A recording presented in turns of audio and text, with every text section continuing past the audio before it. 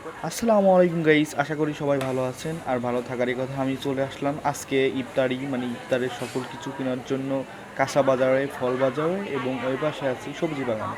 তো দেখুন, বাইরের দেশের বাজারগুলোতে মহিলা মানুষ দোকানদারি করে। কি বলবো, আসলে এখানে সবাই তো আর মুসলিম না।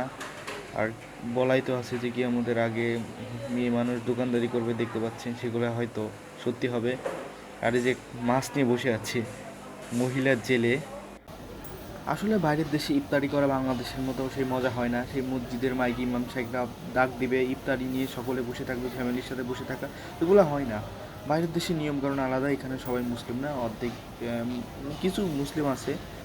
এখন আমাকে নিতে হবে মাছ, মাংস, ডিম, দুধ। তো আমি চলে আসলাম মলে, এখান থেকে সব নিজের হাতে বেছে বেছে নিব। দেখছেন এখানে বাংলাদেশের মতো কোনো ভিড় নাই, এখানে নিজের স্বাধীন মতো বাজার করতে পারি, এখান থেকে সব নিতে পারি। এবার যাব আনারসের দোকানে, এই যে দেখতে পাচ্ছেন সাজানো, ভিড় টির কিচ্ছু নাই। এখান থেকে আমি নিব একটা আনারস। এখানে খুবই দাম কম, যদি এই দেশে নিজেরাই উৎপাদন করে থাকে, এই জন্য বাংলাদেশের মতো এত দাম না।